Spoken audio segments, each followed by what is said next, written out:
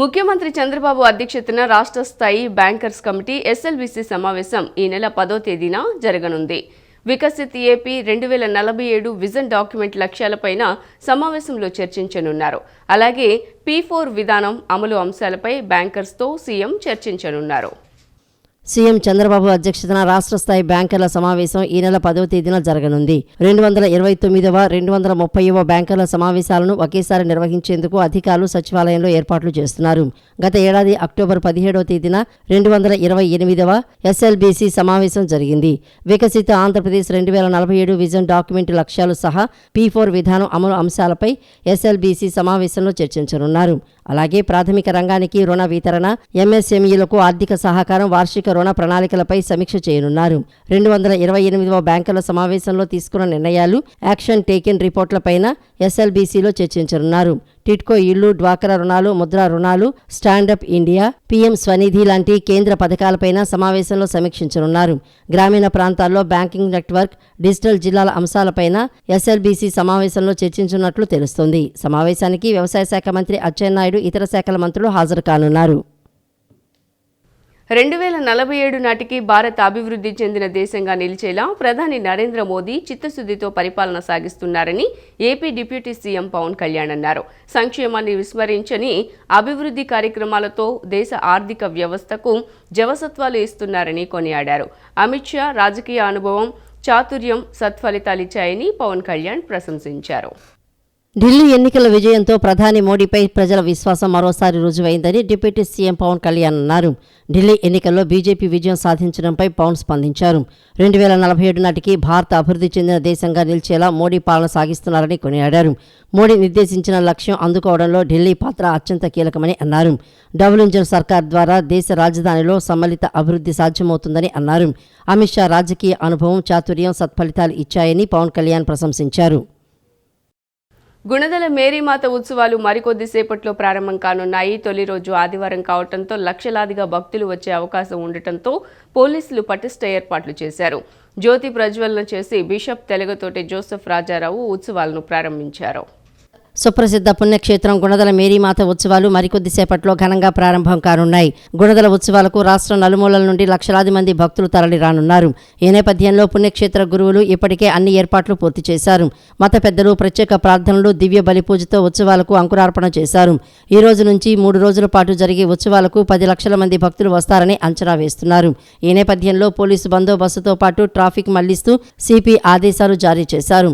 గుణదల కొండ వరకు ఏపీఎస్ఆర్టీసీ ప్రత్యేకంగా బస్సులు నడుపుతోంది.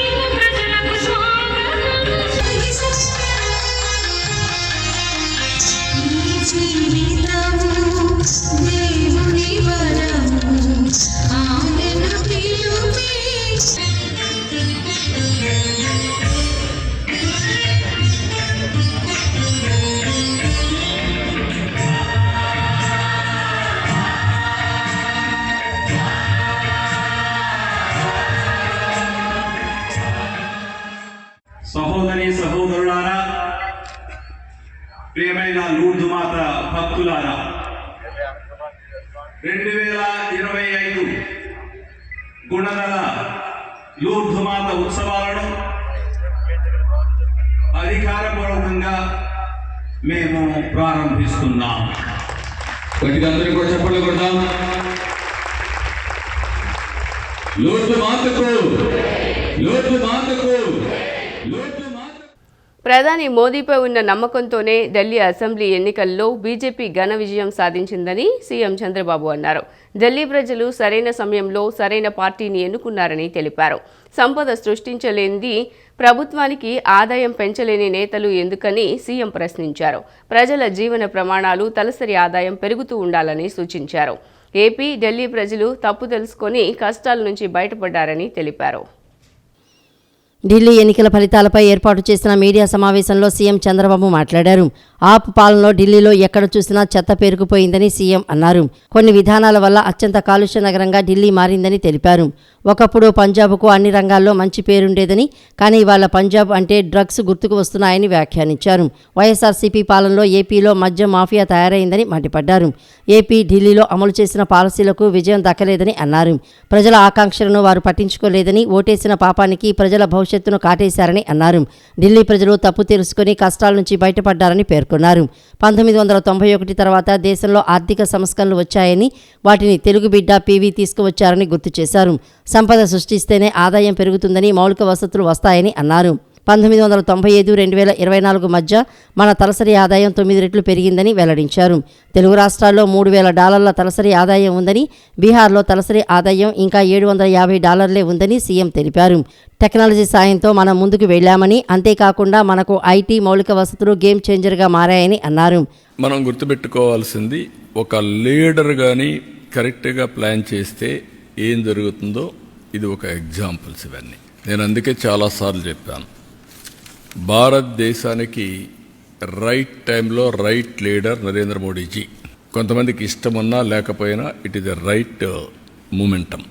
అలాంటి లీడర్షిప్ని ఇప్పుడు ఢిల్లీ కూడా ప్రజలు మళ్ళీ ఓట్లేసి గెలిపించారు. ఈ ప్రాసెస్ ఏంటని మన ప్రజలందరూ అర్థం చేసుకోవాల్సింది, కొంతమంది కరప్షన్లో ఇన్వాల్వ్ అవుతారు. ఆటోమేటిక్గా 5 ఏళ్లలో పోయేళ్ళు ఉన్నారు, కొంతమంది 10 ఏళ్లలో పోతున్నారు, కొంతమంది లాంగ్ టర్మ్లో కూడా ఉంటున్నారు, కానీ నష్టపోతున్నారు. కొంతమంది సంక్షేమం ఇస్తున్నామని బటన్ నొక్కడం, సంక్షేమ కార్యక్రమాలు ఇస్తున్నామని చెప్పి మాయమాటలు చెప్పడం, దెన్ కరప్షన్ చేయడం. దీంతో ప్రజలు రియలైజ్ అయ్యేదని టైం పట్టచ్చు, 1 టర్మ్ పట్టచ్చు, 2 టర్మ్లు పట్టచ్చు. దెన్ ఎక్కడికక్కడికి ఈ పొలిటికల్ పొల్యూషన్ చేస్తూ వస్తున్నారు. ఎవరైనా మాట్లాడితే ఎదురుదాడి చేయడం, వాళ్ళని అరెస్టులు చేయడం, లేకుంటే వాళ్ళ మీద ఒత్తిడి పెంచడం, సోషల్ మీడియాలో అవమానం చేయడం, ఒక పొల్యూషన్. ఇష్టానుసారంగా మాట్లాడడం, గర్వంతో మాట్లాడడం, హంబుల్నెస్ లేకుండా పోవడం, ఇవన్నీ వచ్చే పరిస్థితికి వచ్చింది. దానికి 2 ఉదాహరణలు ఏపీ అండ్ ఢిల్లీ. సిమిలారిటీస్ కూడా ఉన్నాయి.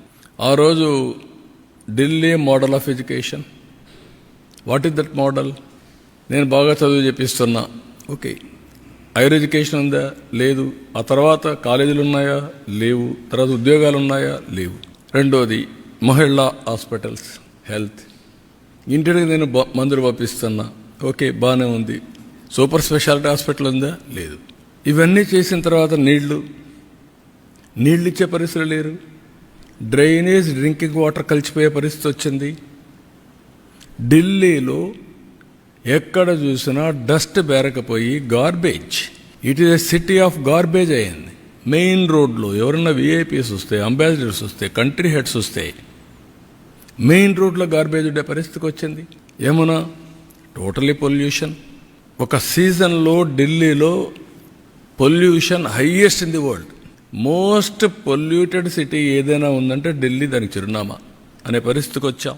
రాష్ట్రంలో 2 పట్టభద్రులు, 1 ఉపాధ్యాయ ఎమ్మెల్సీ స్థానాలకు ఈ నెల 27న ఎన్నికలు జరగనున్నాయి. మార్చి 3న ఫలితాలు వెలువడనున్నాయి.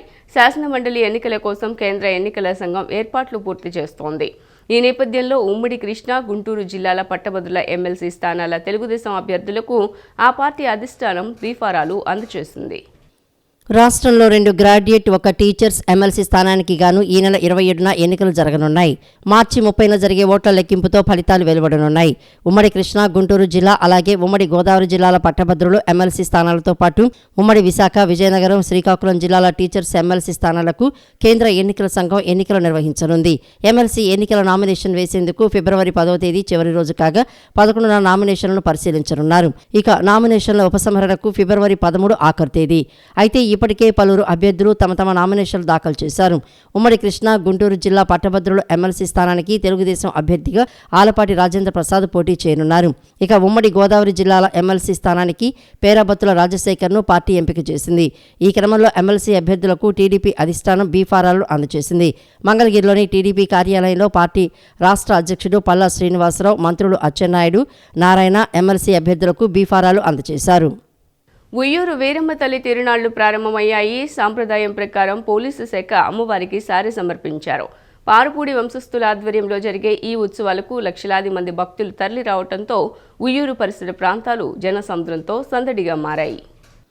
కృష్ణా జిల్లా ఉయ్యూరు వీరమ్మ తల్లి తిరునాళ్లు శనివారం రాత్రి అంగరంగ వైభవంగా ప్రారంభమయ్యాయి. వేలాది మంది భక్తులు ఎదురుగంట దీపం, తిరుగుడు దీపాలతో వీరమ్మ తల్లి వారికి స్వాగతం పలికారు. ప్రతి ఏడాది భీష్మ ఏకాదశి నుంచి 15 రోజుల పాటు ఈ తిరునాళ్లు కొనసాగుతాయని ఆలయ సిబ్బంది తెలియజేశారు. సంప్రదాయం ప్రకారం పట్టణ పోలీస్ స్టేషన్లో పోలీసు దంపతులు పూజలు నిర్వహించి పసుపు, కుంకుమ, చలువ కావిళ్లతో అమ్మవారి మెట్టినింటికి చేరుకున్నారు. పారుపూడి వంశస్థుల ఆధ్వర్యంలో జరిగే ఈ ఉత్సవాలకు లక్షలాది మంది భక్తులు తరలి రావడంతో ఉయ్యూరు పరిసర ప్రాంతాలు జనసందనంతో సందడిగా మారాయి. తిరునాళ్లలో ఎటువంటి అవాంఛనీయ ఘటనలు చోటు చేసుకోకుండా పోలీసులు భారీ బందోబస్తు నిర్వహించారు. దేవాలయానికి విచ్చేసిన భక్తులకు ఎలాంటి ఇబ్బందులు తలెత్తకుండా ఆలయ అధికారులు అన్ని ఏర్పాట్లు పూర్తి చేశారు.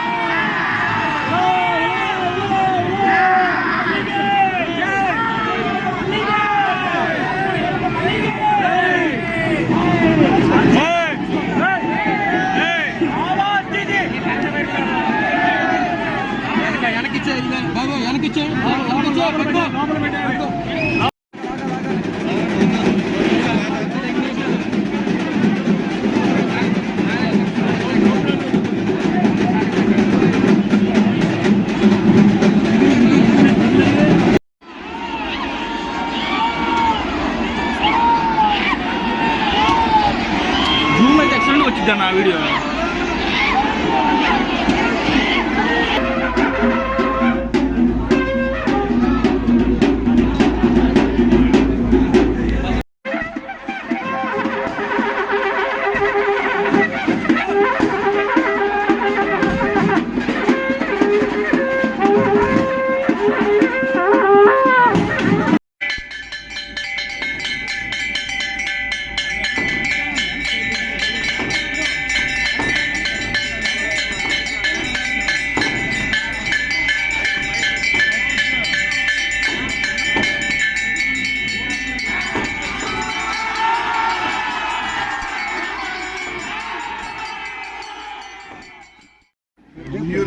తిరునాళ్ళు చాలా ఘనంగా ప్రారంభమైనాయి.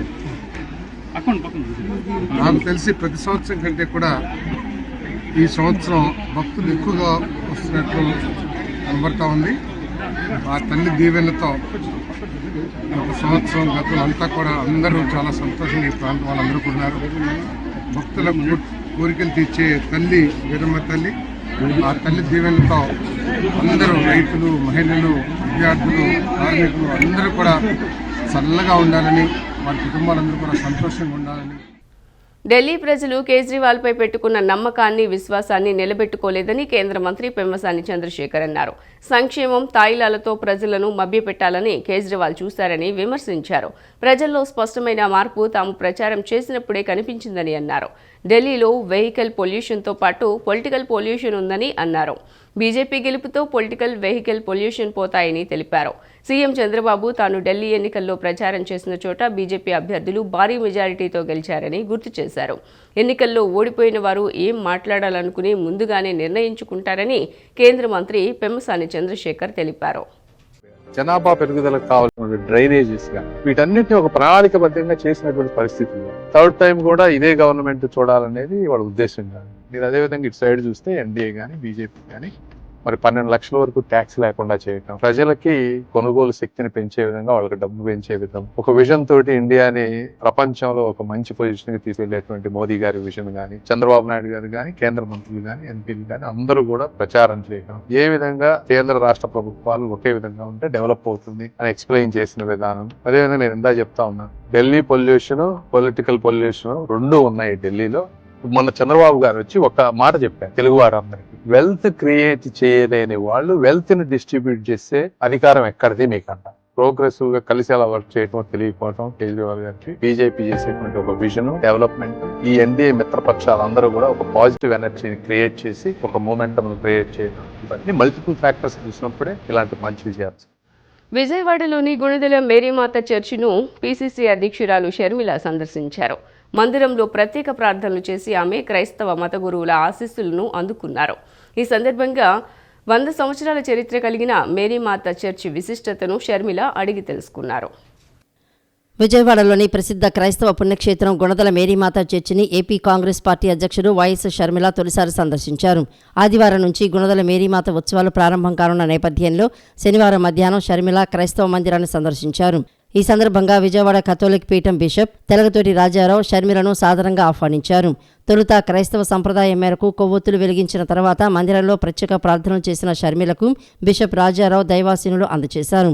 అనంతరం శతాబ్ద వసంతాల చరిత్ర కలిగిన మేరీమాత చర్చి యొక్క విశిష్టతను, విశేషాలను షర్మిల అడిగి తెలుసుకున్నారు. ఈ సందర్భంగా షర్మిలను కలిసి కరచాలనం చేసేందుకు స్థానికులు, భక్తులు ఉత్సాహం చూపారు. కొందరు భక్తులు షర్మిలతో సెల్ఫీ దిగేందుకు పోటీ పడ్డారు. షర్మిల వెంట గుణదల చర్చిని సందర్శించిన వారిలో నరహర్శెట్టి నరసింహారావు, కొలనుకొండ శివాజీ సహా పలువురు పీసీసీ నేతలు ఉన్నారు. 27 ఏళ్ల సుదీర్ఘ నిరీక్షణ తర్వాత ఢిల్లీలో బీజేపీ అధికారం సాధించిందని బీజేపీ ఎన్టీఆర్ జిల్లా అధ్యక్షుడు అడ్డూరి శ్రీరామ్ వెల్లడించారు. గత ప్రభుత్వంలో అవినీతి, అక్రమాల ఆరోపణలు ఎదుర్కోవడంతో ఆమ్ ఆద్మీ పార్టీని ప్రజలు తిప్పికొట్టారని వ్యాఖ్యానించారు. ఢిల్లీ లిక్కర్ స్కామ్లో ఉన్న పార్టీలు అన్నింటినీ ప్రజలు ఇంటికి పంపించారని తెలిపారు. ఢిల్లీ ఎన్నికల ఫలితాల్లో బీజేపీ విజయం దిశగా అడుగులు వేస్తున్న సందర్భాన్ని పురస్కరించుకుని బీజేపీ రాష్ట్ర కార్యాలయంలో బాణాసంచా పేల్చి స్వీట్లు పంచుతూ సంబరాలు నిర్వహించారు. ఈ కార్యక్రమంలో బీజేపీ రాష్ట్ర పార్టీ నాయకులు, జిల్లా పార్టీ నాయకులు పాల్గొన్నారు. ఢిల్లీ గడ్డ బీజేపీ అడ్డా అంటూ నినాదాలు చేశారు. ఈ కార్యక్రమంలో బీజేపీ జిల్లా అధ్యక్షులు అడ్డూరి శ్రీరామ్, రాష్ట్ర బీజేపీ అధికార ప్రతినిధి శివనారాయణ తదితరులు పాల్గొని మాట్లాడుతూ అవినీతి అంతం అంటూ అధికారంలోకి వచ్చిన ఆమ్ ఆద్మీ పార్టీ, కేజ్రీవాల్ అవినీతిలో కూరుకుపోయారని అన్నారు. ఆంధ్రప్రదేశ్, తెలంగాణ, ఢిల్లీలో అధికారంలో ఉన్న అవినీతి పార్టీలను ప్రజలు తరిమికొట్టారని తెలిపారు. రానున్న రోజుల్లో దక్షిణాది రాష్ట్రాల్లో కూడా బీజేపీకి ప్రజలు అధికారం ఇస్తారని అన్నారు.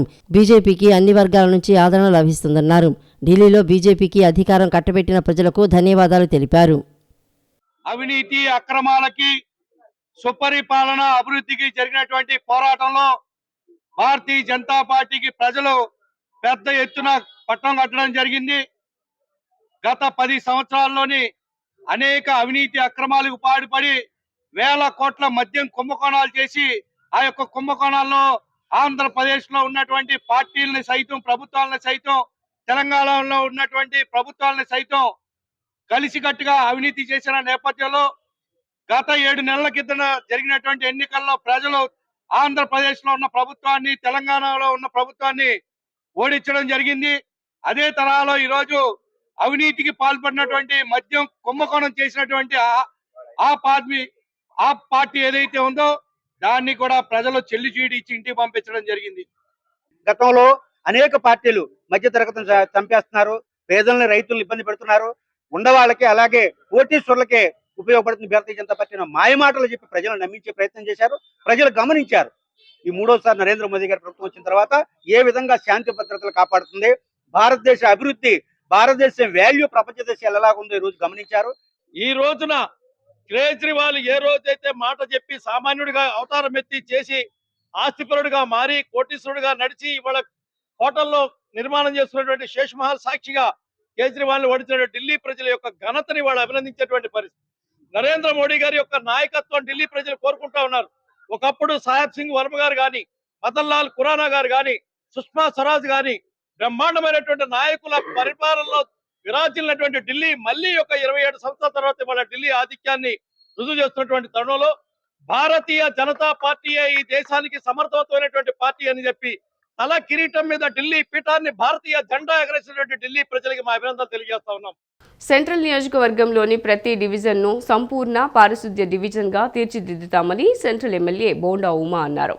ప్రతి నెల 2వ శనివారం మనమందరం స్వచ్ఛాంధ్రప్రదేశ్ కోసం కృషి చేయాలని పిలుపునిచ్చారు. సెంట్రల్ నియోజకవర్గంలోని 64వ డివిజన్ కండ్రిక నందు ప్రతి నెల 2వ శనివారం స్వచ్ఛాంధ్ర స్వచ్ఛ దివాస్ శానిటేషన్ సిబ్బందితో స్పెషల్ డ్రైవ్ కార్యక్రమాన్ని ప్రభుత్వ విప్ సెంట్రల్ నియోజకవర్గ శాసనసభ్యులు బోండా ఉమామహేశ్వరరావు చేపట్టారు.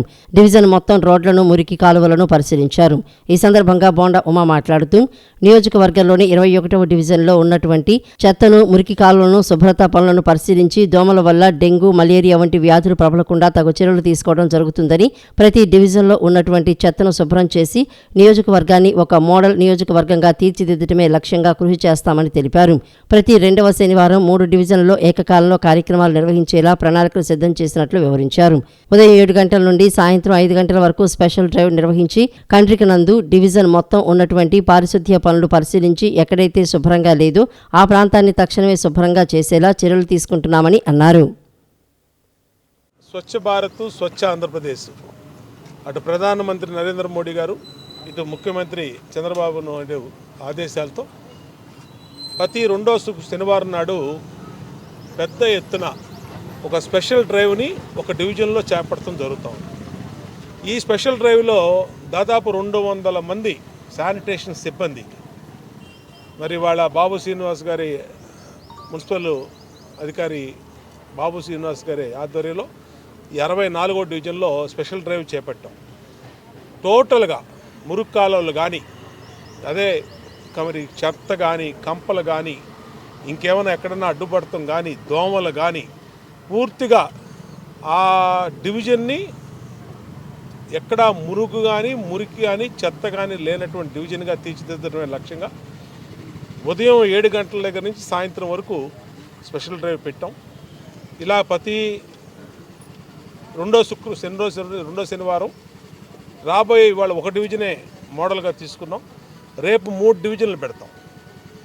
ప్రతి 2వ శనివారం 3 డివిజన్లు పెడితే మొత్తం నియోజకవర్గం మొత్తం కూడా అద్దంలాగా ఉంచాలని చెప్పి ఇవాళ సంకల్పం.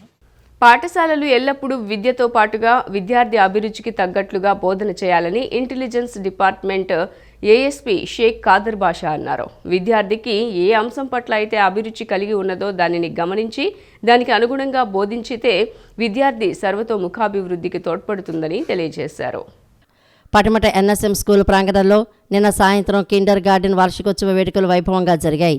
ఈ కార్యక్రమానికి intelligence department ASP Sheikh Khader Basha ముఖ్య అతిథిగా విచ్చేశారు. ఈ సందర్భంగా ఆయన మాట్లాడుతూ ఎన్ఎస్ఎం పాఠశాల కేవలం విద్యను బోధించడమే కాకుండా సంగీతం, నృత్యం, క్రీడలు మొదలగు అంశాల పట్ల ప్రత్యేక శ్రద్ధ వహించి తదనుగుణంగా విద్యాభ్యాసం జరుగుతుందని తెలిపారు. నేటి ఆధునిక సమాజంలో మనమందరం ప్రకృతిని పరిరక్షించాలని, ప్రకృతిని పరిరక్షించుకుంటే మనల్ని మనం రక్షించుకున్న వాళ్ళం అవుతామని, రాబోయే ముందు తరాలకు ఉన్నత భవిష్యత్తును ఇవ్వగలమని, ప్రకృతి పట్ల బాధ్యతాయుతంగా వ్యవహరించాలని గుర్తు చేశారు. గౌరవ అతిథిగా విచ్చేసిన డాక్టర్ ఆర్ దివ్య మాట్లాడుతూ ఉత్తమమైన సద్గుణాలను అలవర్చుకోవడానికి పాఠశాలలే ప్రధాన వేదికలని అన్నారు. ఈ సంవత్సరం వివిధ పోటీలకు సంబంధించిన మెమోంటోలు మరియు బహుమతులు చిన్నారులకు అందించారు. అనంతరం చిన్నారులు ప్రదర్శించిన వివిధ సాంస్కృతిక కార్యక్రమాలు అలరించాయి. సుమధుర కళానికేతన్ ఆధ్వర్యంలో ముమ్మనేని సుబ్బారావు కళాపీఠం సౌజన్యంతో మొగల్రాజపురంలోని పిబి సిద్ధార్థ కళాశాలలోని ఆడిటోరియంలో 3 రోజుల పాటు నిర్వహించే జాతీయ స్థాయి హాస్య నాటికల పోటీలు 2వ రోజు ఘనంగా జరిగాయి. పోటీ నాటికల్లో భాగంగా పాతూరి రఘుబాబు కళా ప్రాంగణంలో ఈవీఎస్ కళా సమితి విజయవాడ వారి దంత వేదాంతం నాటికను ప్రదర్శించారు. ఈ ప్రదర్శన ప్రేక్షకులను కడుపుబ్బ నవ్వించింది. ఈ నాటికకు బమిడిపాటి రాధాకృష్ణ రచన చేయగా ఈవన రమేష్ బాబు దర్శకత్వం వహించారు. ఈ నాటిక నవ్వించడంతో పాటు ప్రేక్షకులను ఆలోచింపచేసింది.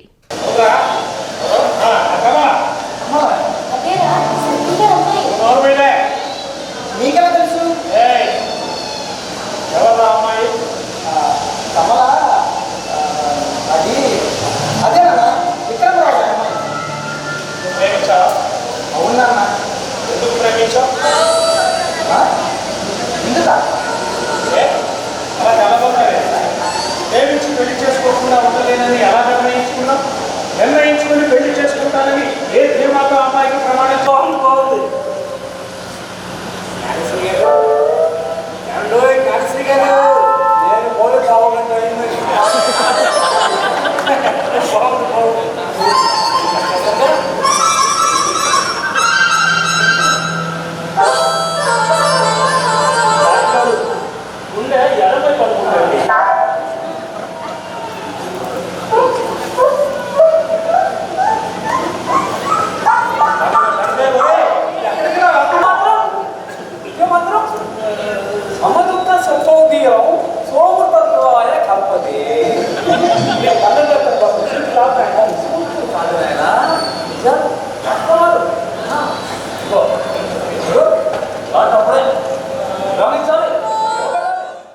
సిటీ న్యూస్ ఇంతటితో సమాప్తం. తిరిగి వార్తల్లో మళ్ళీ కలుద్దాం. అంతవరకు సెలవు. నమస్కారం.